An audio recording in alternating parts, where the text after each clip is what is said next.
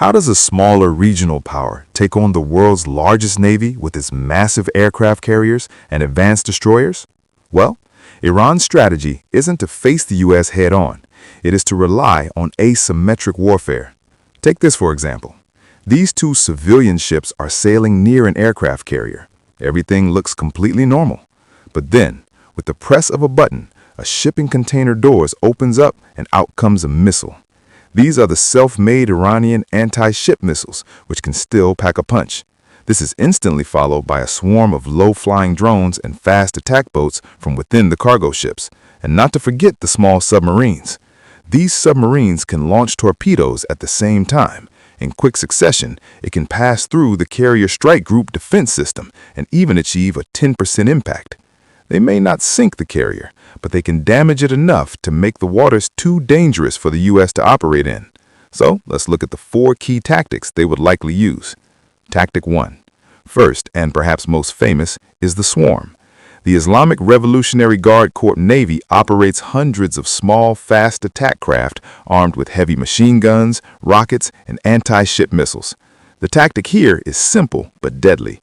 Instead of trying to fight a U.S. destroyer one-on-one, which they would lose, they deployed dozens of small boats simultaneously from every direction.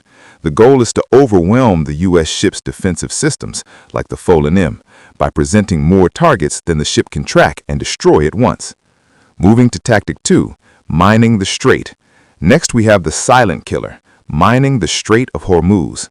This is the world's most critical oil choke point. Iran maintains an inventory of thousands of naval mines, including smart mines that can listen for the specific acoustic signatures of enemy ships. In a conflict, Iran could use submarines, small boats, or even disguised civilian vessels to drop mines right into the shipping lanes. The goal here isn't just military, it's economic. This would deny the U.S. Navy safe passage and immediately spike global oil prices, inflicting massive economic pain on the U.S. and its allies. Here comes Tactic 3, the kill zone. Third is the geographic advantage, coastal missile batteries. The Iranian coastline is mountainous and rugged, perfect cover for mobile missile launchers.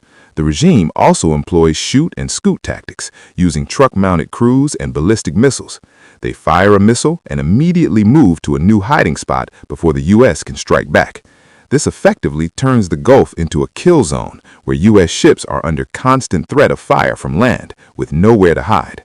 Tactic 4, we have the ambush threat, submarines.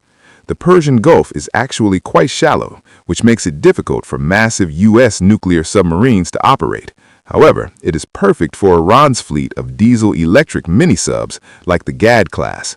These small subs can sit silently on the seafloor, waiting for a target to pass overhead before firing torpedoes.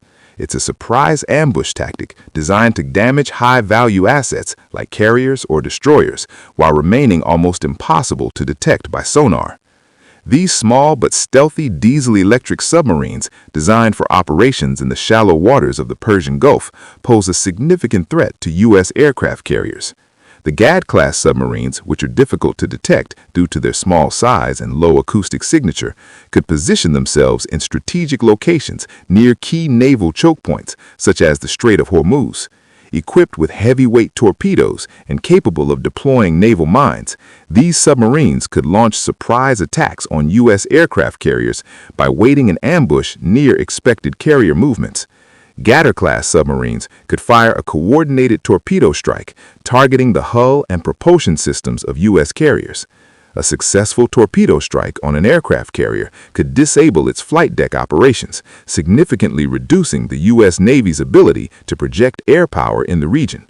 Additionally, these submarines could lay underwater mines in critical sea lanes, forcing U.S. warships into predetermined ambush zones, where Iranian missile and drone attacks could follow up. Tactic 5, we can't ignore the aerial threat. This is drone warfare. Iran has invested heavily in becoming a drone superpower in the Middle East. In a conflict, they would use UAVs not just for surveillance, but as loitering munitions, essentially suicide drones. The tactic is to launch them in massive waves to crash into the sensitive radar dishes and flight decks of U.S. ships. The goal is to blind the fleet's sensors and halt flight operations, leaving the ships vulnerable to missile attacks. Let's look at Tactic 6. The U.S. fleet relies on ports in Bahrain and air cover from bases in Qatar to sustain the fight. Iran possesses the largest ballistic missile arsenal in the Middle East. Their strategy includes massive missile barrages targeting these static headquarters and logistical hubs. The goal isn't just to destroy buildings, but to deny the U.S. Navy the fuel, ammo, and command support it needs to stay in the fight. If the ships have nowhere to dock, they can't stay in the Gulf. Iran's military strategy for targeting U.S. air bases in the Middle East would likely rely on a coordinated multi-domain approach. By combining its missile arsenal, drone capabilities, and proxy forces, Iran aims to overwhelm American defenses and inflict significant damage. Among the high-value targets Iran would likely prioritize are Al Udeid Air Base in Qatar, Naval Support Activity NSA at Bahrain, multiple U.S. military bases in Iraq, and Al Dhafra Air Base in the UAE. This approach reflects Tehran's broader strategic objectives, deterring U.S. military intervention, retaliating decisively in the event of conflict, and asserting its influence across the region. One of the most probable targets in a direct confrontation is Al Udeid Air Base in Qatar. As the largest U.S. military installation in the Middle East, it hosts around 8,000 American troops and serves as the regional headquarters for U.S. Central Command. The base plays a crucial role in supporting air operations across the region and is a central pillar of the U.S. military presence in the Gulf. To strike Al Udeid and similar bases, Iran could deploy ballistic missiles such as the Fateh 110, which has a range of about 300 kilometers, or the Qiyam-1, capable of reaching up to 800 kilometers. If it uses a proximity fuse, it may detonate just above the surface to enhance fragmentation and increase the affected area. Complete destruction of unarmored structures and lethal to unprotected personnel. Extreme overpressure, possibly 100 to 300 psi in this zone, will destroy hardened aircraft shelters, fuel tanks, and command posts if directly hit. Depending on where these missiles are launched from, they pose a credible threat to key U.S. installations across the Gulf. In Bahrain, the Naval Support Activity NSA at base serves as the headquarters of the U.S. Naval Forces Central Command and the U.S. Fifth Fleet. With more than 9,000 American personnel stationed there, it is the only permanent U.S. naval shore base in the Middle East. Its port facilities are capable of accommodating aircraft carriers and amphibious ships, making it a vital maritime hub. Given NSA Bahrain's role, Iran may also target U.S. warships in port or operating in nearby waters.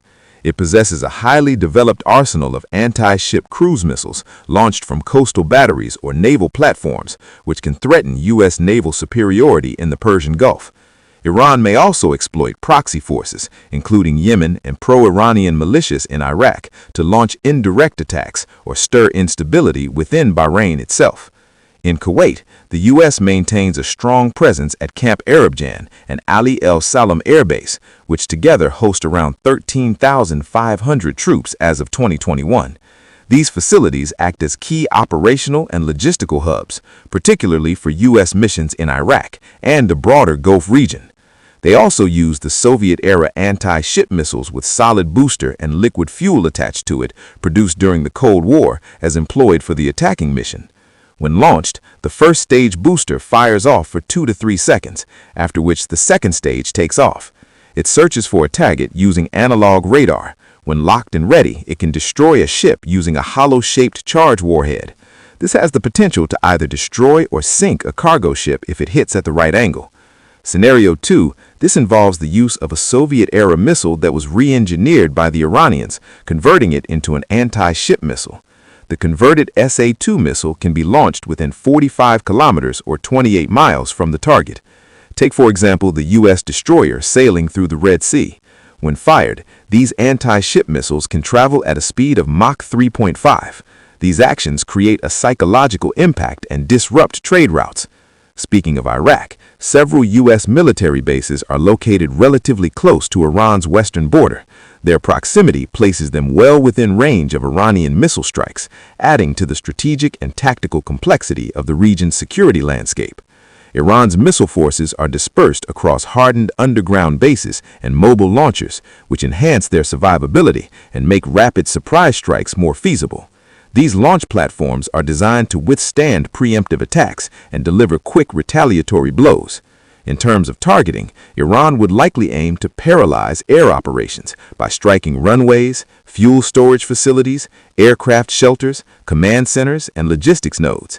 The objective would be to degrade U.S. combat capability quickly and limit its ability to respond effectively. But if you want to understand U.S. new military strategy on the Middle East,